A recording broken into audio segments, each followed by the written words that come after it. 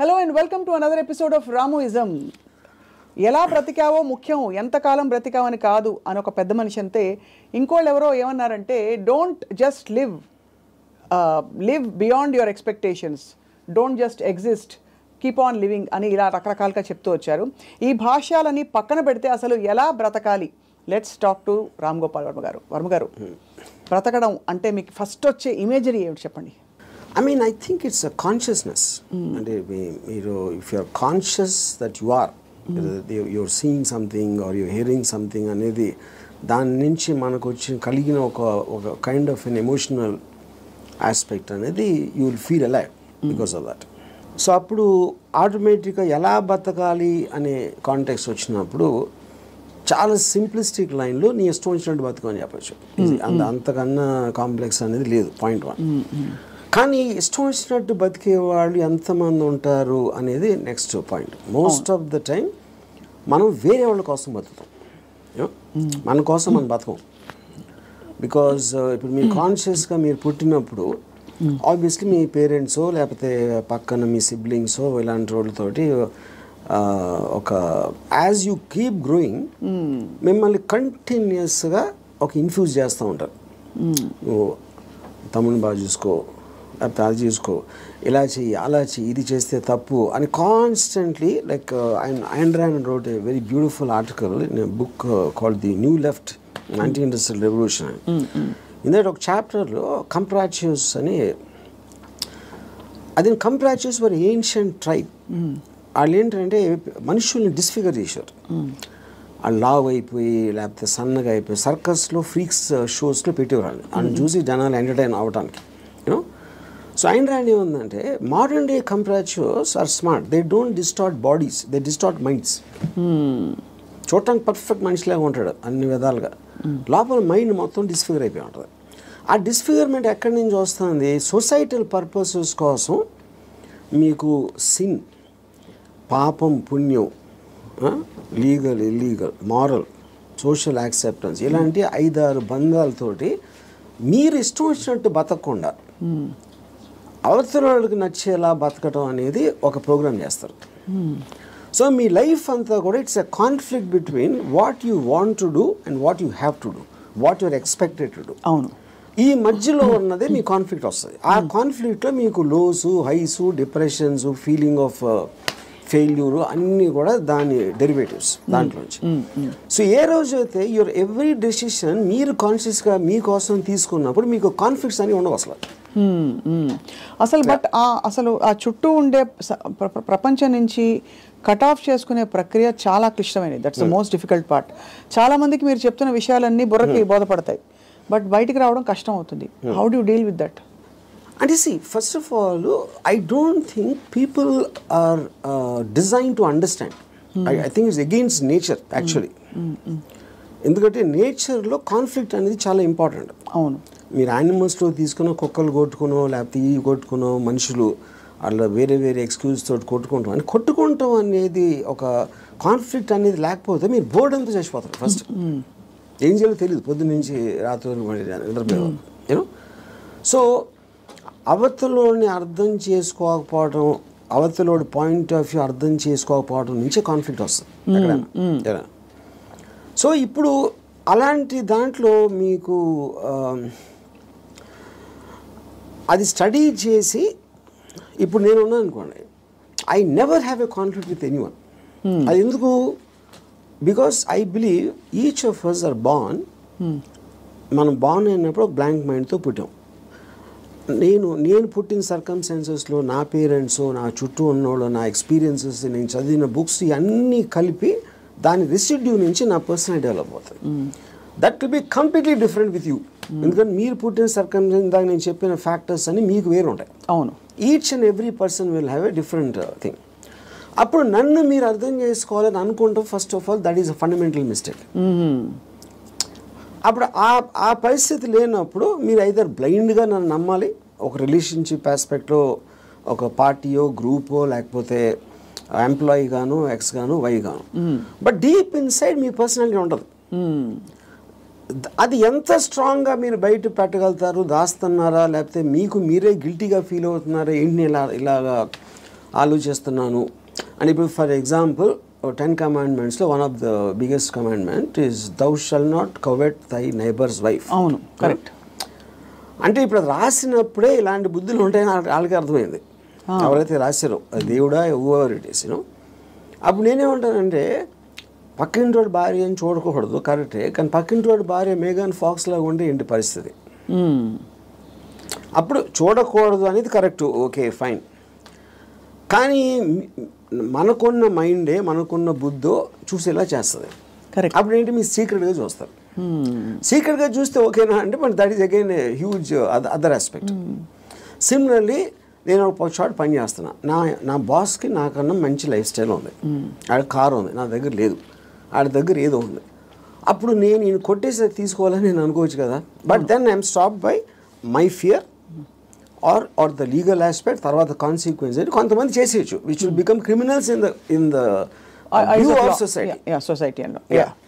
So ఇప్పుడు good bad అనేది లేదు, పాపం పుణ్యం లేదు, ఇవన్నీ కూడా మనం పర్స్పెక్టివ్స్లో క్రియేట్ చేసుకునే అర్థమైన రోజు మీరు నిజంగా చాలా హ్యాపీగా అవుతుంది. That is what is called ఎలా బతకాలి అనేది అండర్స్టాండింగ్తో బతకాలి. Understanding of issues, understanding of conflicts, understanding of మీకున్న రిలేషన్షిప్స్, రైట్. అట్లా చాలాసార్లు ఏంటంటే సొల్యూషన్ కాకుండా they only want to talk about problems. Correct. ఎందుకంటే సొల్యూషన్ వచ్చేస్తే మళ్ళీ మీకు బరువు పడుతుంది. Then you look for another problem. Because ఆ ప్రాబ్లం లేనిదే మనకు బతకడం చేత కదనా. అంతే.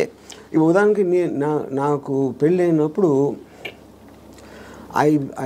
I basically was a Ilaiyaraaja fan. My wife use to like ghazals.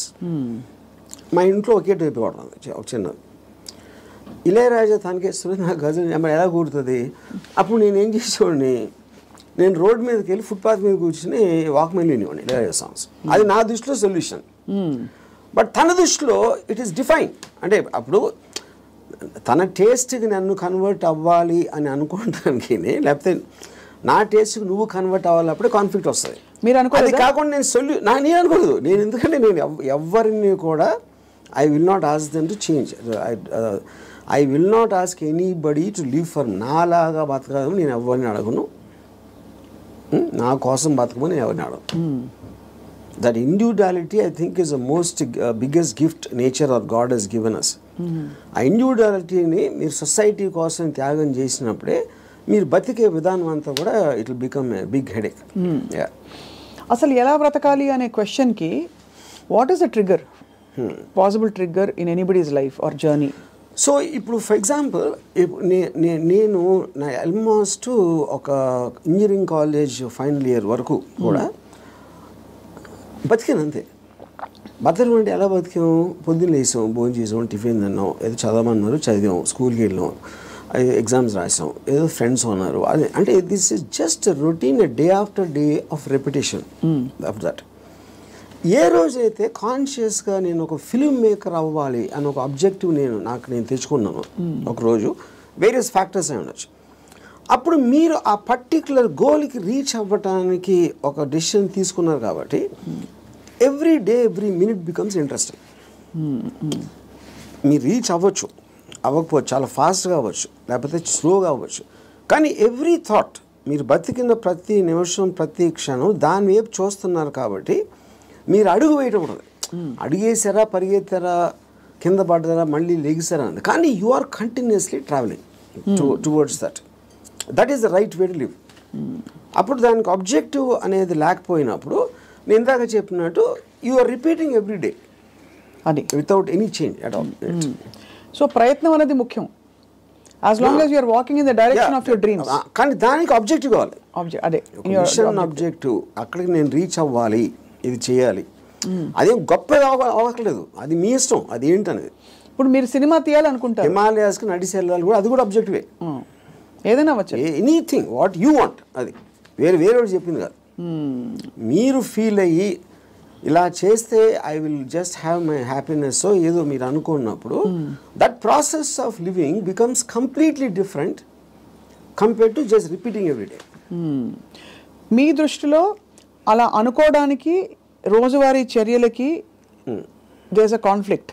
Because ఈ రోజువారీ చర్యలన్నీ కూడా సొసైటీనో ఇంకో కండిషనింగ్ ముసుగులో కొట్టుకుపోతున్నాం. సో అక్కడి నుంచి there is a distortion in the objective and the ఇది అంటారు. ఇదో ఇంట్రెస్టింగ్ పాయింట్. ఇప్పుడు మీరు ఆబ్జెక్టివ్ అనేది it should never be a person. అంటే ఇప్పుడు నేను నా భార్యను ప్రేమిస్తానా, లేకపోతే నా కొడుకు కోసం, లేకపోతే ఎవరు అనదర్ హ్యూమన్ బీయింగ్కి రిలేటెడ్ ఉన్న దానికి ఆబ్జెక్టివ్ అనేది దట్ ఈస్ డేంజరస్. ఎందుకంటే that person is subject to change. అంతే కదా. యా, కానీ మీరు ఫిల్మ్ మేకర్ అవ్వాలంటే అది నా కంట్రోల్లో ఉంది. నేను మంచి సినిమా తీయగలుగుతాను, తీయడానికి ఎంత ట్రై చేస్తాను, ఏం చేస్తాను అనేది. What is in your control and only you can fail it, the other person cannot fail you. Yeah, correct. Me effort, me attempt అనేది మీ చేతిలో ఉంటుంది కాబట్టి you will never feel a sense of failure. ఇప్పుడు human రిలేషన్షిప్స్లో మీరు ఒక వ్యక్తిని నమ్ముకుని ఒక భార్యనో భర్తనో లేకపోతే ఒక ఫ్రెండ్నో లేకపోతే ఏదో అలాంటివి చేసినప్పుడు వాళ్ళు సబ్జెక్ట్ టు చేంజ్. కాబట్టి మీ 20 years 30 years జర్నీ తర్వాత one fine day you will be nothing. So అమ్మ కోసం ప్రేమగా పెంచి వాళ్ళని పెద్ద చేసి వాళ్ళకి చదువు చేపించి పెళ్లి చేసి ఫైనల్గా మిమ్మల్ని ఒక తను తాంతాడు. Which means you're wasting everything because that person changed, you did not. Yeah, correct. Yeah. So that cannot be a driving human being should never be the objective. Yeah. So what could be an objective then, according to you? Like this. See, నాకు చాలా డబ్బులు సంపాదించాను, నేను హిమాలయాలకు నడిచి వెళ్ళిపోతాను, లేకపోతే అసలు ఏ పని చేయను, అది that also can be objective if you are conscious about it. You know అప్పుడు ఏంటి మీరు నేను అనుకోండి, I look forward to every time I wake up in the morning. I just get a pleasure to see that this is what I can do. This is what I'm supposed to do today. These meetings now ఉన్నాయి X and Y. Continuous excitement on that. So excitement is the actual point. You know? Right. Excitement is an emotion actually. If you look at it, you know, మీరు ఇప్పుడు అంటే purely happiness sadness అనేది they're associated with memories. They're about degrees. అది correct. ఒకరోజు సాడ్గా ఉండొచ్చు, ఒకరోజు హ్యాపీగా ఉండొచ్చు, ఒక మూమెంట్ ఇది మారచ్చు. Excitement also can be negative but still it makes you feel alive. Correct. Yeah, because excitement is negative because it is temporary. Yeah, I mean, see, you have taken a decision where there is a certain risk, for example. But still that is exciting. Correct. Me adrenaline rush అయితే వస్తుంది కదా మీకు. So continuous excitement feel అవటం is the best way of living. ఎలా బతకాలంటే ఎక్సైట్మెంట్తో బతకాలి, one single word. అప్పుడు అది మీకు ప్యాషన్ ఇస్తుంది. You might yourself be psyching yourself up, but there is nothing wrong with that. మీరు ఒక దాన్ని ఆస్వాదించాలి అనేది ఆబ్జెక్ట్లో ఉండదు, అది మీరు ఫీల్ అయ్యే దాంట్లో ఉంటుంది. ఇప్పుడు నేను ఇంజనీరింగ్ కాలేజ్లో సినిమాకి వెళ్తే థియేటర్కి ఎంటర్ అయ్యే ముందు నాకు ఎక్సైట్మెంట్ ఫీల్ అవ్వండి. It was almost as strong as a sexual excitement. అంటే ఒక ఏదో చూసేస్తున్నాను, అక్కడ ఏదో అయిపోతుంది అని ఒక అడ్రినలిన్ రష్ ఉండేది నాకు అసలు. And not only necessary films, it could be anything which excites me on a interesting ఆస్పెక్ట్లో. ఒక ప్లేస్కి వెళ్ళడం, లేకపోతే ఏదో ఒక ట్రావెల్ ఆస్పెక్ట్, ముదుమలై ఫారెస్ట్లో నడిచి వెళ్ళటం, everything I will create. And ఇప్పుడు అబ్జెక్టివ్ కూడా మీకు లాంగ్ టర్మ్ ఉండాల్సిన అవసరం లేదు. Objective can be short term. ఈ మంత్ ఎండ్ లోపల ఇది చేయాలి అంటే ఆ మంత్ అంతా కూడా మీకు ఎక్సైట్మెంట్ ఉంటుంది. Then you can change it to some other objective. Some other objective. So ఈ ప్రాసెస్లో నా లైఫ్ అయ్యే లోపల, నేను చచ్చిపోయే లోపల ఇది చేయాలి, అలాంటి అబ్జెక్టివ్ అవసరం లేదన్న. ఈ ప్రాసెస్లో పొద్దున్న లేచి ఎక్సర్సైజ్ చేసి రోజుకి 10 push-ups అది ఇంక్రీజ్ చేసి 40 push-ups that also is an objective. చాలా మందికి నాకు ప్రపంచం చూసేయాలి, I want to travel and experience new things అని అవన్నీ ఉంటాయి. కానీ అడ్డొచ్చేవి ఏంటంటే కుటుంబం, భార్యను తీసుకుని వెళ్ళాలి, ఆఫీస్లో బాస్ లీవ్ ఇవ్వడు, చేతిలో డబ్బు లేవు, ఇవన్నీ. So how do you make peace? ఇంకొకళ్ళ కోసం బతకటం అనేది that is the first thing nobody should. ఎలా బతకాలి అంటే ఇంకొకళ్ళ కోసం బతకూడదు.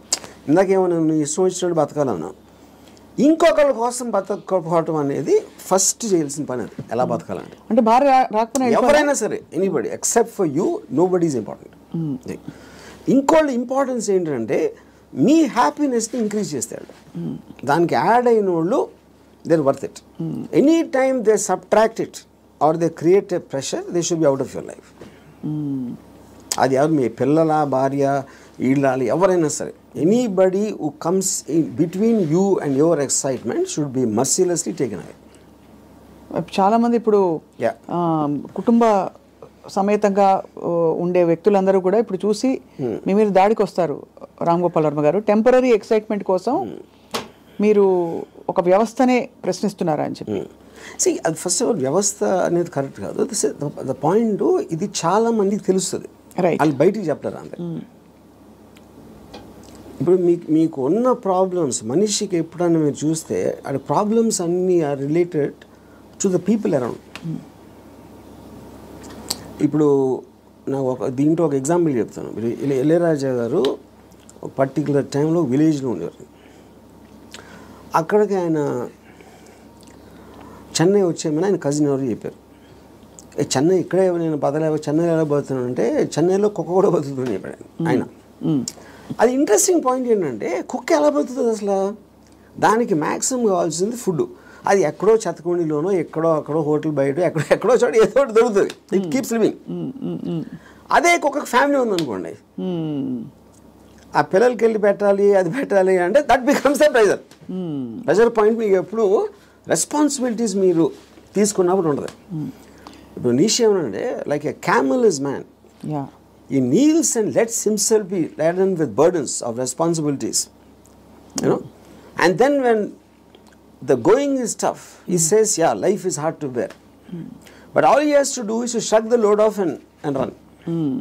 ఇప్పుడు షగ్గింగ్ ద లోడ్ అంటే మనకేంటి, ఎంతసేపు పిల్లల్ని చూసుకోవాలి, తల్లిదండ్రులు చూసుకోవాలి, పక్కన చూసుకోవాలి, వాళ్ళని చూసుకోవాలి అని ఈ రెస్పాన్సిబిలిటీస్ అన్నీ పెట్టి అదే మహానుభావుడు అని మీకు ఒక లేబుల్ వేసి పెట్టారు. కాబట్టి మీ మనసులో మీకు ఇష్టం లేకపోయినా అది మీరు చేస్తారు. అది చేసినప్పుడు ఏమవుతుంది, the negative energy will be building inside you, because you're doing what you're suppose to do, not what you want to do.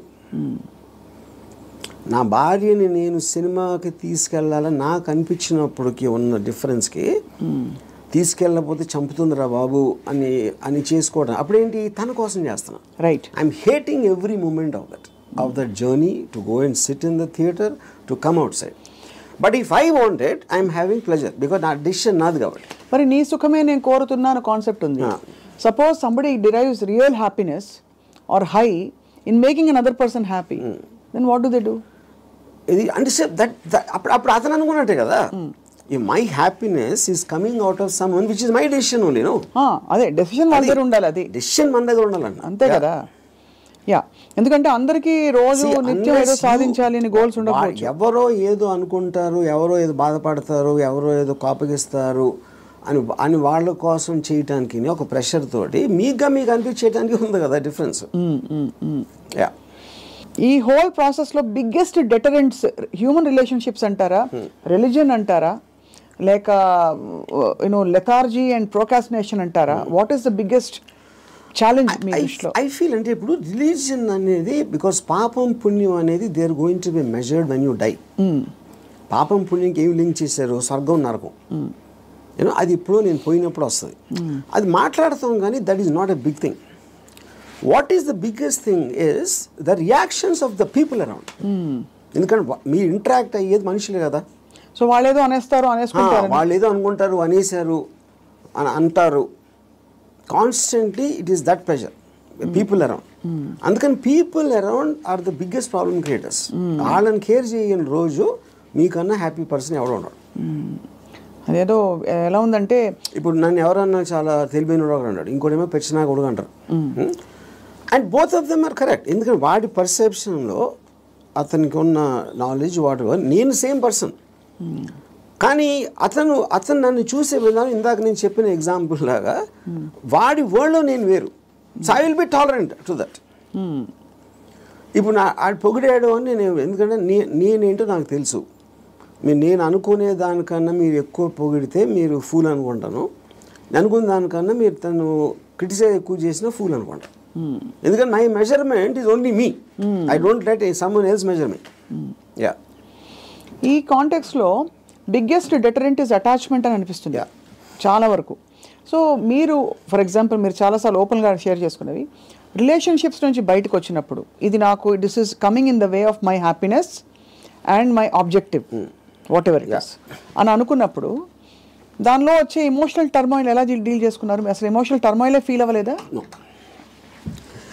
ఇప్పుడు దీనికి ఒక ఎగ్జాంపుల్ అంటే నిన్నటి వరకు మనిషిని చూశారు, ఒక మనిషి మీతో రోజు భోజనం చేయడం, you're spending time with them. ఇవాళ నుంచి మీరు బ్రేకప్ అయిపోయాక మనిషి ఉండరు మీ లైఫ్లో. How do you visualize that possibility? That is what I'm saying. ఇప్పుడు ఒక ఎగ్జాంపుల్ ఏమి ఇస్తానంటే, ఇప్పుడు I'm very fond of my father. Obviously నేను పుట్టిన తర్వాత స్కూలు గీలు అన్నీ అయిపోయి నేను ఇంజనీరింగ్ వచ్చాను. ఇంజనీరింగ్ కూడా అయిపోయిన తర్వాత అప్పటికి మా ఫాదర్ కొంచెం ఇన్సెక్యూర్, అంటే స్టూడియోలో జాబ్ ఉంటుందా లేకపోతే కొత్త కొత్త టెక్నాలజీ వచ్చేసింది, సో రిటైర్మెంట్కి ఏం చేయాలి అనుకునే టైంకి ఆయనకి మా అంకుల్ ఎవరో ఒక షాప్ ఇచ్చారు, ఒక ఏదైనా ఈయన జ్యూస్ షాప్ ఏదో పెడదామని మా ఫాదర్ ప్లాన్. నేను అదే టైంలో ఒక వీడియో లైబ్రరీ పెడదామని నేను ఒక ఐడియా వేసాను. అది వెళ్ళి మా ఫాదర్ని అడిగా, నా షాప్ నాకేమో వీడియో లైబ్రరీ పెట్టుకుంటాను. మా ఫాదర్ నా దగ్గర ఏమనుకున్నా, తర్వాత మా అంకుల్కో ఎవరికో నేను రిటైర్మెంట్ కోసం ఉంచుకుంటే అది కూడా అడిగేస్తున్నాడు వాడు. ఇది మా అంకుల్ నాకు చెప్పారు. ఇంకా నాకు బార్ కూడా గుర్తుంది, మధు బార్ అని అమీర్పేటలో. అప్పుడు నేను నిజంగా ఎఫెక్ట్ అయ్యాను. ఎందుకంటే ఒకటి మై గిల్ట్ ఆస్పెక్ట్ ఆఫ్ మా ఫాదర్కి ఇస్తే మా అంకులు నేను నా కోసం నాకు ఇచ్చేయమని అడిగేది, ఆ వీడియో లైబ్రరీ బిజినెస్ నడుస్తుందా లేదా ఏంటో తెలీదు. మా ఫాదర్ డెసిషన్ తీసుకుంటే ఆయనది he's got every right to decide what he wants because that belongs to him, not to me.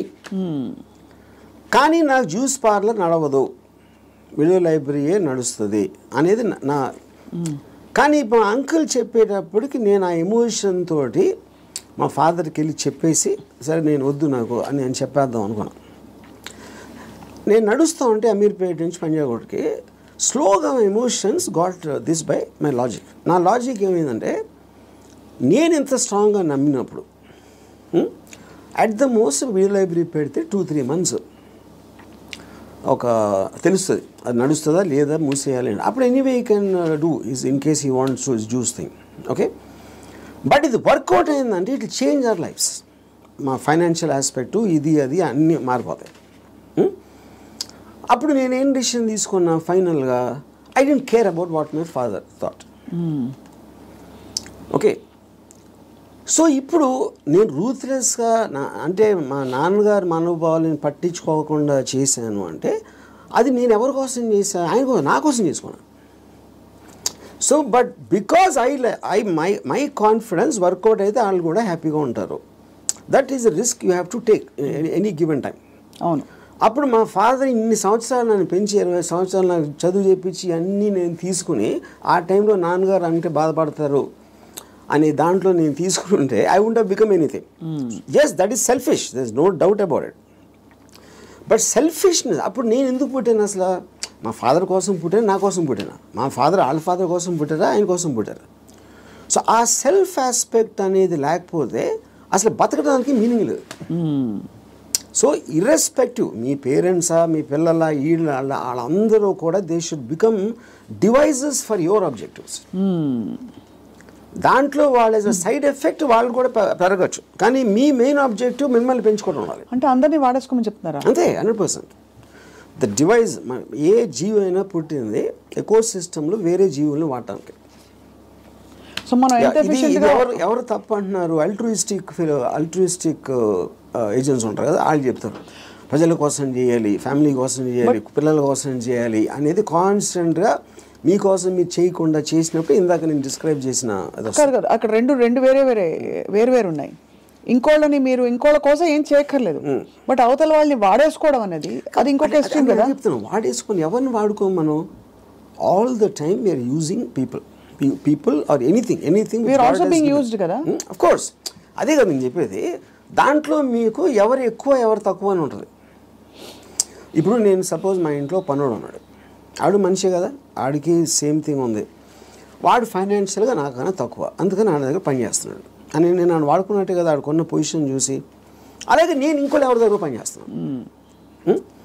So ఇప్పుడు పులి జింకని తింటుంది, జింక గడ్డి తింటుంది. So that is order of nature of differences in your things, which is a natural thing in terms of that. So దానికి మీరు అది order of నేచర్లో తీసుకోకుండా దానికి ఎగెన్స్ట్గా వెళ్ళి వాళ్ళకి సేవ చేయాలి అంటే అది కానీ మీరు అనేది పులినెస్ జింకనెస్ అనేది మనం కల్టివేట్ చేసుకునే దాన్ని బట్టి మనం మారుతాం పెరుగుతామని అంతేనా?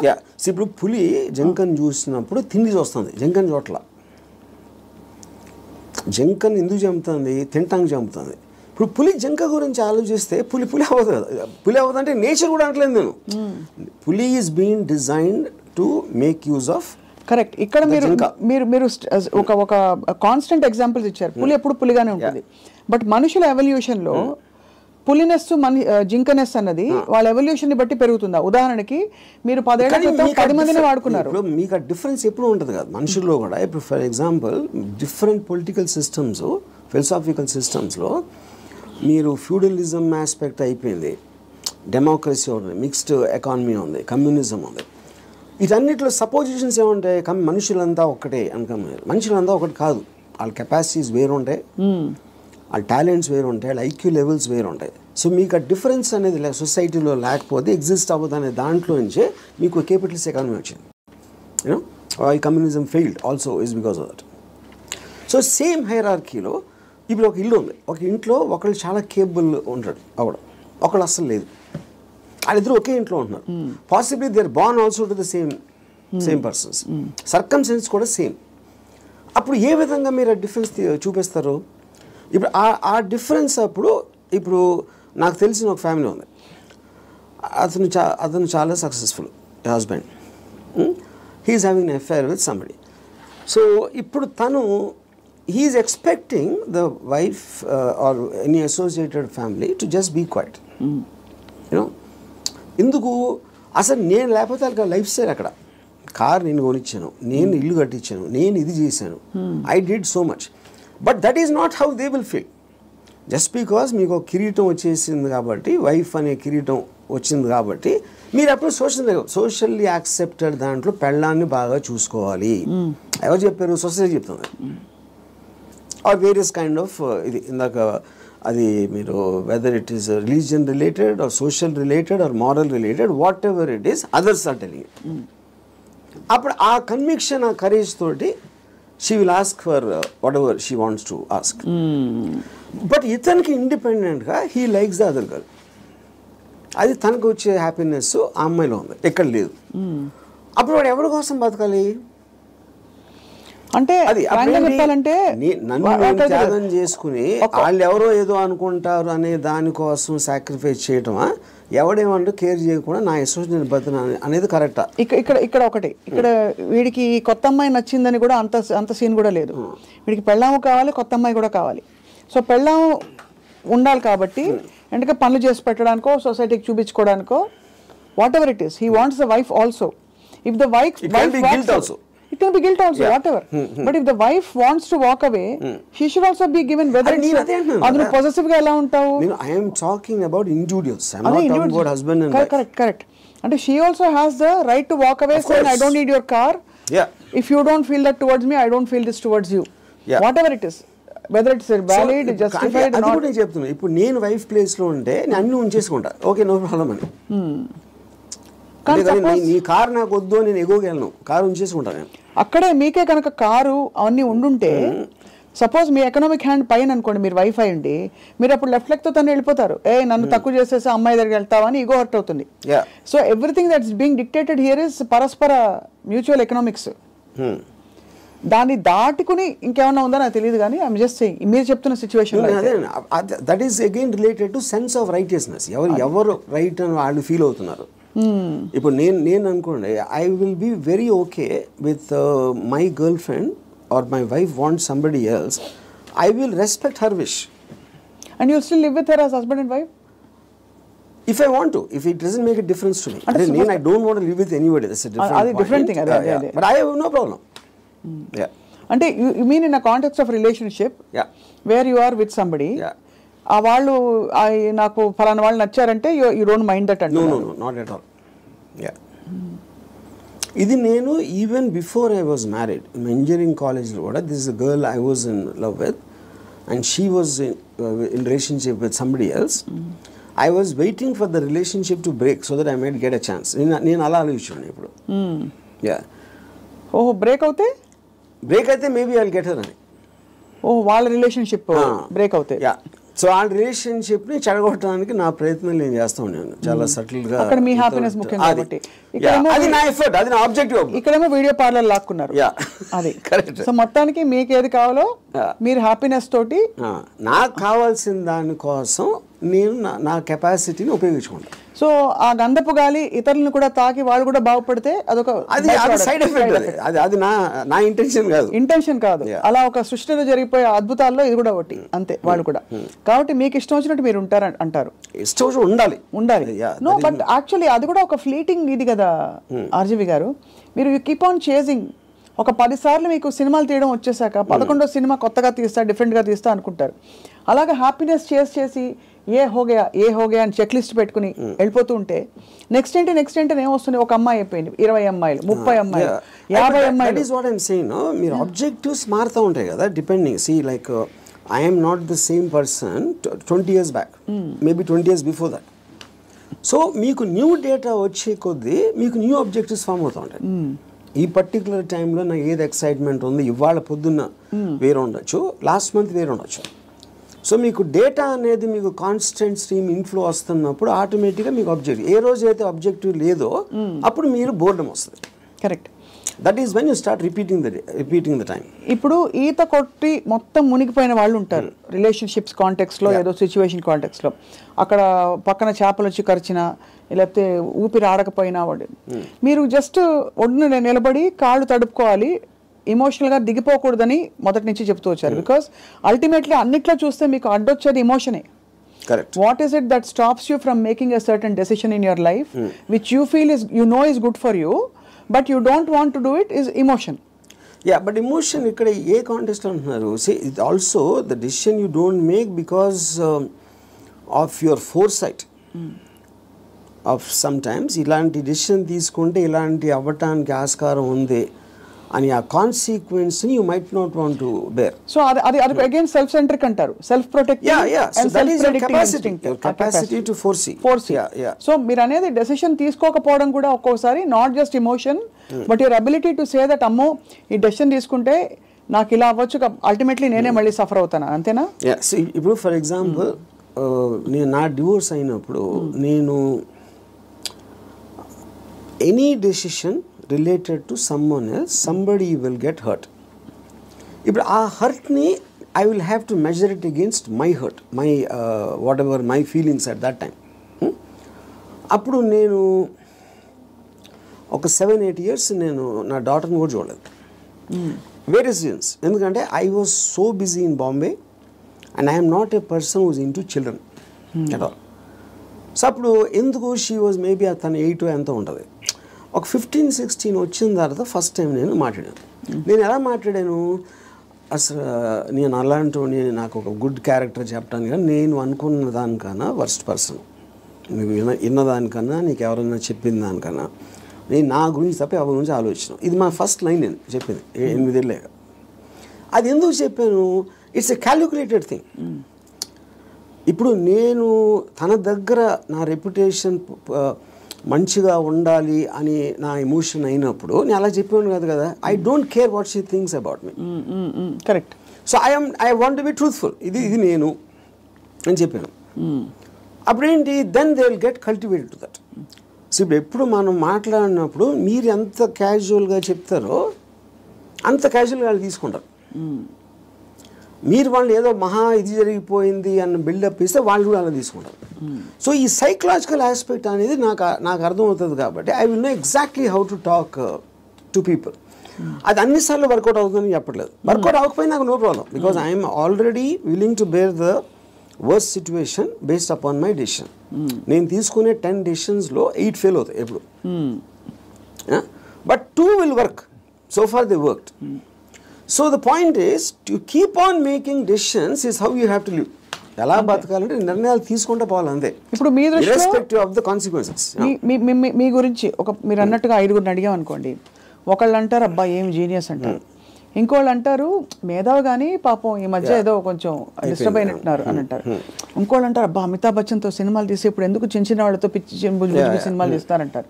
ఇంకోళ్ళు రకరకాలు అంటారు. Nothing or none of these effective. None of them.